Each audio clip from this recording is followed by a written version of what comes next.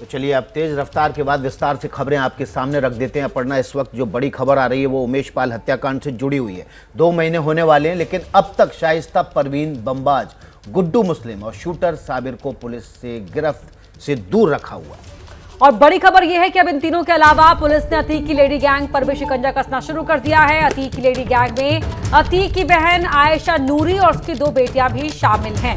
अशरफ की पत्नी जैनब उर्फ रूबी की भी तलाश की जा रही है। अतीक की बहन आयशा नूरी की बेटी से ही इनकाउंटर में मारे गए अतीक के बेटे अशद की शादी होने वाली थी। अतीक की बहन आयशा नूरी पर शूटर गुड्डू मुस्लिम को पनाह देने का आरोप है।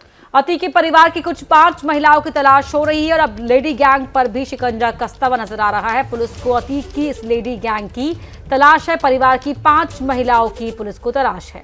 बड़ी खबर यह है कि अब तीनों के अलावा पुलिस ने अतीक गैंग की लेडी गैंग पर भी शिकंजा कसना शुरू कर दिया है। अतीक की लेडी गैंग में अतीक की बहन आयशा नूरी और उसकी 2 बेटियां शामिल हैं।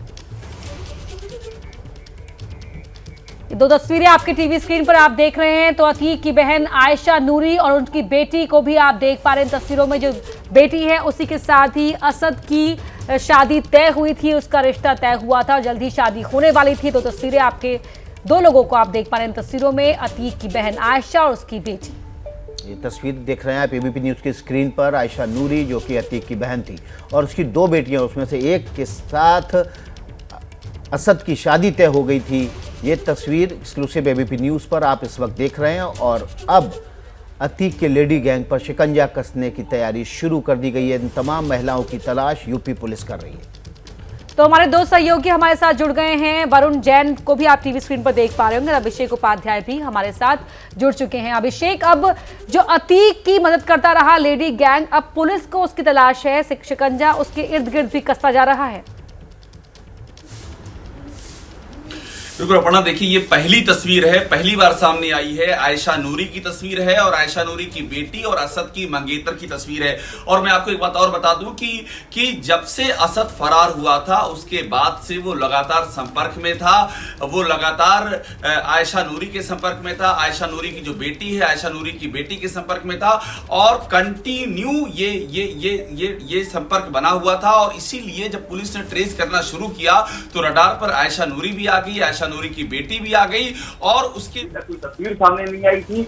और ऐसे में ये जो तस्वीर हम पहली बार सामने ये जो तस्वीर हम पहली बार सामने रख रहे हैं, ये इनकी आइडेंटिफिकेशन का बड़ा जरिया है और पुलिस लगातार इनकी तलाश कर रही है। अपर्णा, अभिषेक के साथ साथ हमारे सहयोगी वरुण जैन भी मौजूद हैं। ग्राउंड जीरो से लगातार वो रिपोर्ट कर रहे हैं किस तरह से अतीक गैंग और उसके तमाम सहयोगी, चाहे वो महिला गैंग ही क्यों ना हो, किस तरह से लगातार इस गैंग के सपोर्ट सिस्टम के तौर पर काम कर रहे थे।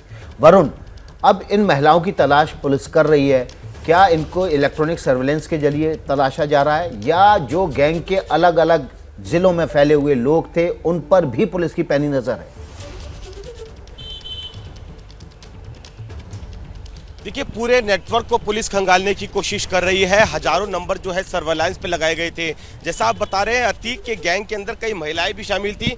सूत्रों ने हमें पहले भी इस बात की जानकारी दी थी कि शाइस्ता परवीन के साथ साबिर है और जो अतीक की बहन है आयशा, जिसका हम जिक्र कर रहे हैं, जो फरार चल रही है, वो भी लगातार शाइस्ता परवीन के साथ ही है। इन तीनों के साथ में 5 से 6 और भी महिलाएं हैं जो कि लगातार बुर्का पहने रखती है और शायद इसी का फायदा उठाकर जब पुलिस कॉम्बिंग कर नजदीक पहुंचती है शाइस्ता परवीन के, तो वो भागने में कामयाब हो जाती है। तो कहीं ना कहीं जिस तरीके से आप इस लेडी गैंग का जिक्र कर रहे हैं, वो लेडी गैंग पूरा का पूरा शाइस्ता परवीन के साथ ही चल रहा है, उसको प्रोटेक्ट करने के लिए, और लगातार इसीलिए वो फरार होने में कामयाब हो रही है। तो ऐसे में अब पुलिस की कोशिश यही है कि टेक्निकल सर्वेलेंस और दूसरे मुखबिरों के जरिए ही इन तक पहुंचा जाए। लेकिन अब आप देखेंगे कितना एक लंबा समय हो गया शाइस्ता परवीन और चाहे आयशा नूरी हो जो कि अतीक की बहन है, अभी तक पुलिस उस तक पहुंचने में कामयाब नहीं हो पाई है। जी बिल्कुल अभिषेक, यहाँ पर एक सवाल ये भी उठ रहा है कि जो आयशा नूरी और उनकी बेटी तस्वीर हम दिखा रहे हैं मंतशा, उसकी अब तक क्या कुछ भूमिका रही है? क्या असद के मोबाइल फोन से उसमें कुछ चैट के जरिए क्या अब तक कोई महत्वपूर्ण कनेक्शन सामने आ पाया है?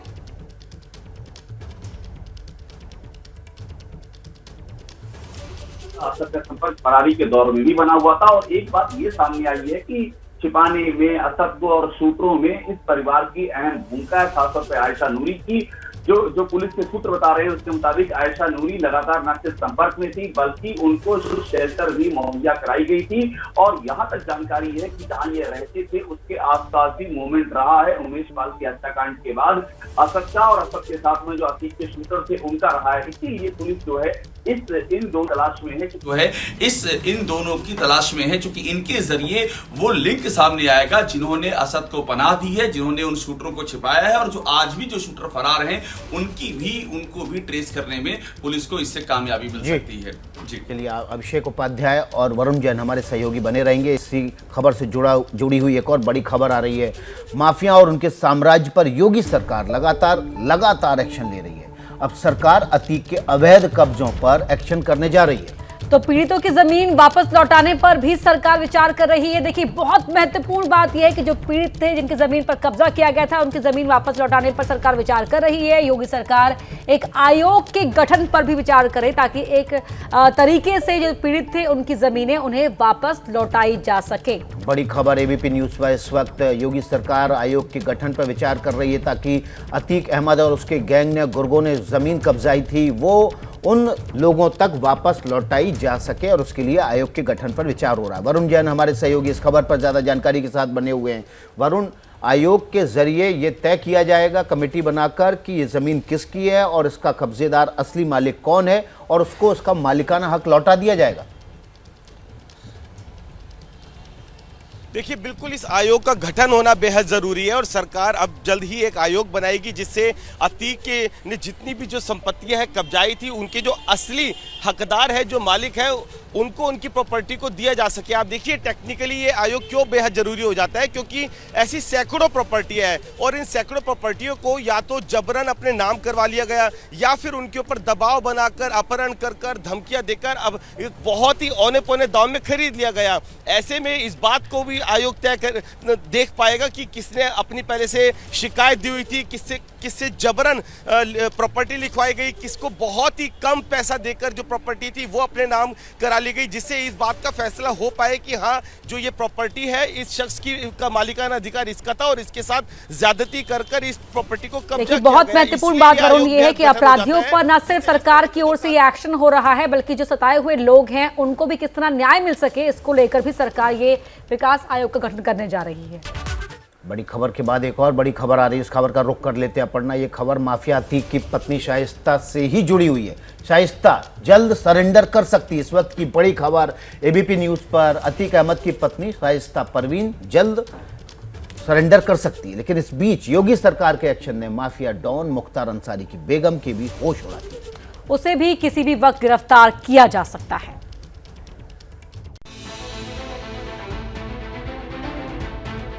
योगी सरकार का operation mafia all out super active है। कल तक माफिया अतीक की क्राइम क्वीन शाइस्ता ही एसटीएफ के रडार पर थी। अब हिट लिस्ट में IS 191 गैंग के सरगना मुख्तार अंसारी की बेगम अफशा अंसारी का नाम भी नोट हो चुका है। यूपी एसटीएफ शाइस्ता परवीन की शिद्दत से तलाश कर रही है। पुलिस के एक्शन से माफिया क्वीन के दिलो दिमाग में खौफ दौड़ रहा है। योगी की पुलिस का खौफ इतना है कि शाइस्ता परवीन पुराने केस में सरेंडर करने की फिराक में है। उधर पुलिस का शिकंजा मुख्तार अंसारी की बेगम अफशा पर भी कस चुका है। डॉन की बेगम को अरेस्ट करने पुलिस की 3 टीमें गाजीपुर पहुंच चुकी हैं। अफशा पर इनाम की रकम बढ़ाकर 75,000 हो चुकी है। अफशा अंसारी 1 साल से फरार है। अफशा को अरेस्ट करने के लिए मऊ पुलिस भी सुपर एक्शन में है। स्पेशल फोर्स ने गाजीपुर, चित्रकूट, लखनऊ और कासगंज में अफशा के कई ठिकानों पर रेड डाली। डॉन मुख्तार अंसारी की बेगम पर मऊ पुलिस ने 25,000 के इनाम का भी ऐलान कर दिया। धारा 3(1) गैंगस्टर एक्ट में वांछित अभियुक्ता अफशा अंसारी पत्नी मुख्तार अंसारी निवासी दर्जी मोहल्ला यूसुफपुर मोहम्मदाबाद जिला गाजीपुर की गिरफ्तारी के ऊपर 25,000 रुपए का इनाम घोषित किया गया है। मऊ पुलिस ने अफशा अंसारी पर 25,000 का इनाम रखा है, जबकि गाजीपुर पुलिस में अफशा के सिर पर 50,000 का इनाम है।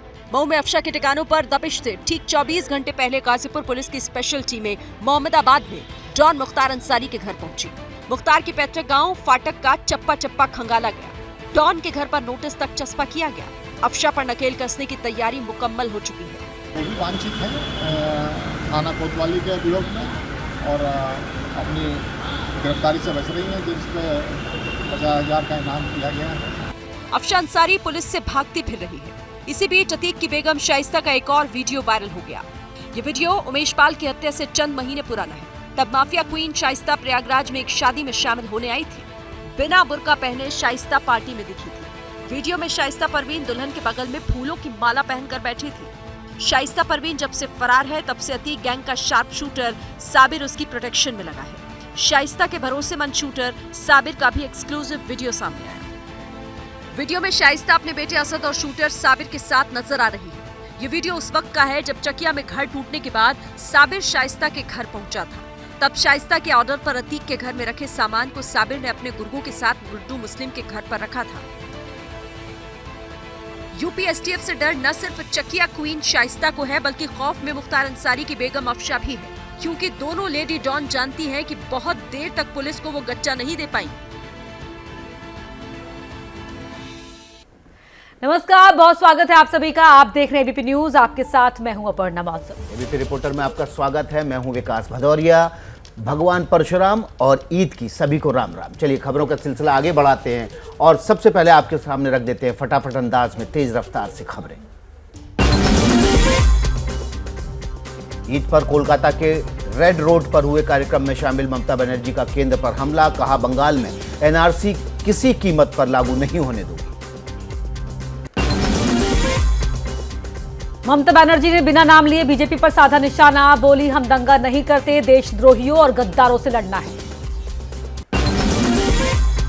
ममता बनर्जी ने केंद्र सरकार पर लगाया जांच एजेंसियों के दुरुपयोग का आरोप। कहा, लड़ेंगे और नहीं डरेंगे, हम हिम्मत से काम लेंगे। पूरे देश भर में आज ईद की धूम। दिल्ली की जामा मस्जिद में अदा की गई नमाज। लोगों ने एक दूसरे के गले लगकर दी बधाई। प्रधानमंत्री नरेंद्र मोदी ने ट्विटर के जरिए देशवासियों को दी ईद की मुबारकबाद। देश में अमन, चैन और खुशहाली की दुआ मांगी। ईद पर मुंबई की प्रसिद्ध माहिम दरगाह में भी बड़ी संख्या में जुटे लोग। सभी ने मिलकर नमाज पढ़ी, एक दूसरे को दी मुबारकबाद। बांग्लादेश सीमा पर बीएसएफ, बीजीबी ने एक दूसरे को दी ईद की बधाई। एक दूसरे को मिठाइयां देकर मनाया जश्न। जम्मू कश्मीर के पुंछ आतंकी हमले में शहीद राष्ट्रीय राइफल्स के 5 जवानों का आज किया जाएगा अंतिम संस्कार। सभी जवानों के पार्थिव शरीर पैतृक गांव लाए गए। पुंछ हमले में शहीद लांस नायक कुलवंत सिंह, हवलदार मनदीप सिंह, सिपाही हरकृष्ण सिंह और सिपाही गुरसेवक सिंह के पंजाब के रहने वाले हैं, जबकि लांस नायक देवाशीष बसवाल का उड़ीसा के पुरी जिले में पैतृक गांव है। पुंछ आतंकी हमले में पुलिस ने अब तक 6 संदिग्धों को लिया हिरासत में। सभी से हो रही है कड़ी पूछताछ। हमले वाली जगह पर पहुंचकर एनआईए की टीम ने जुटाए सबूत। यूके में मौजूद एबीपी न्यूज सूत्रों का पुंछ हमले पर खुलासा। पाकिस्तानी सेना की मरी इन्फेंट्री डिवीजन में पिछले 3-4 दिन में देखी गई थी हलचल। मरी में बैठता है पाक सेना का कोर कमांडर। एबीपी न्यूज सूत्रों के मुताबिक पीओके के रावलकोट कैंप में जैश से जुड़े संगठन पीएएफएफ ने रची पुंछ हमले की साजिश। हमले में शामिल आतंकियों में से 3 के पाकिस्तानी होने का शक। अतीक हत्याकांड में आरोपी तीनों शूटर्स से लगातार चौथे दिन पूछताछ। 15 अप्रैल को ताबड़तोड़ फायरिंग करके माफिया ब्रदर्स की ली थी जान। माफिया अतीक की कब्जे आई संपत्ति को पीड़ितों को लौटाने पर सरकार कर रही है मंथन। जल्द हो सकता है आयोग का गठन। असदुद्दीन ओवैसी ने पूछा, आरोपियों पर देशद्रोह का केस क्यों नहीं। कहा, ये लोग गोडसे के रास्ते पर चल रहे थे। पटना में माफिया अतीक अहमद के समर्थन में नारे लगे। नमाज के बाद भीड़ ने अतीक के लिए अमर रहे की नारेबाजी की।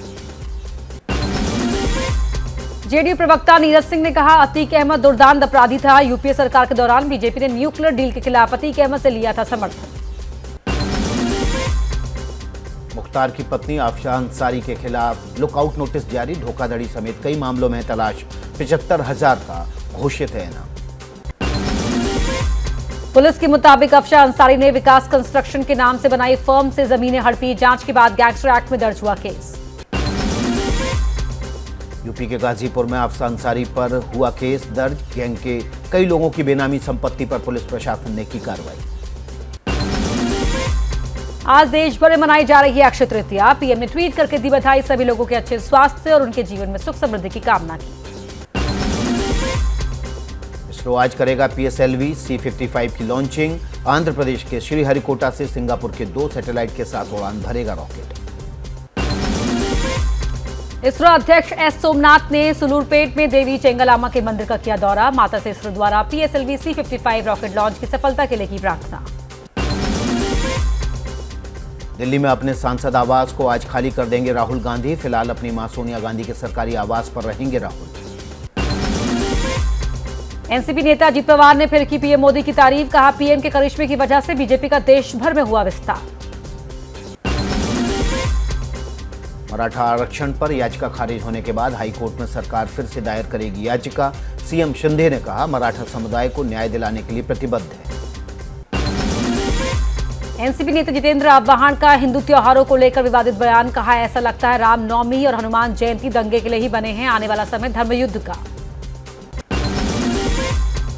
एनसीपी नेता जितेंद्र आव्हान ने कहा, दंगों में बच्चा जलता है और पिता कुछ नहीं कर पाता। बीजेपी ऐसे ही दंगे करवाने की कोशिश करेगी। बीएचपी नेता विनोद बंसल ने कांग्रेस को बताया हिंदू विरोधी। कहा, कांग्रेस की कोख से निकले सभी राजनेता हिंदू विरोधी रहे हैं। कर्नाटक के बीदर में बीजेपी अध्यक्ष जेपी नड्डा का रोड शो। बड़ी संख्या में इकट्ठा हुए लोग कांग्रेस और जेडीएस पर बरसे जेपी नड्डा। कहा, इनकी सरकारों में केंद्र की योजनाएं जनता तक नहीं पहुंची। कांग्रेस नेता राहुल गांधी 27 अप्रैल को जाएंगे उडुपी। कर्नाटक विधानसभा चुनाव के लिए करेंगे प्रचार। कर्नाटक के तुमकुरू में बीजेपी और जेडीएस के कार्यकर्ताओं के बीच झड़प। घटना में कई लोगों की चोटें आई। देश में कोरोना की बेकाबू रफ्तार। पिछले 24 घंटे में 12,193 नए केस आए सामने। कुल एक्टिव केसेस की संख्या 67,000 के पार। कोरोना के नए वेरिएंट को लेकर केंद्र सरकार अलर्ट। कोरोना को लेकर स्वास्थ्य सचिव राजेश भूषण ने दिल्ली समेत 8 राज्यों को लिखा पत्र। राज्यों में कोविड प्रोटोकॉल मजबूत करने के आदेश। महाराष्ट्र में पिछले 24 घंटे में 993 कोरोना मरीजों की पुष्टि। 5 लोगों की मौत, 1147 मरीज ठीक हुए। दिल्ली में कोरोना संक्रमण दर 30% के पार। एक दिन में आए 1603 नए केस, 3 लोगों की मौत। एक्सपर्ट के अनुसार दिल्ली में नया वेरिएंट पीक पर पहुंचा। मुंबई में एक दिन में 226 नए कोरोना केस, 2 लोगों की मौत। मुंबई में कुल एक्टिव मरीज 1466।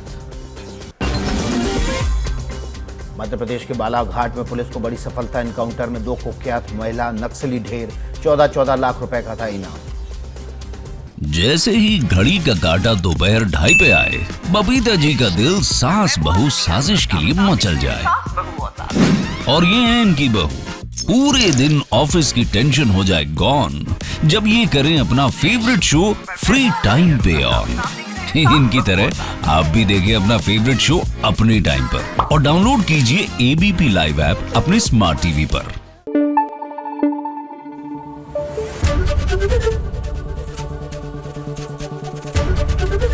एबीपी न्यूज आपको रखे आगे।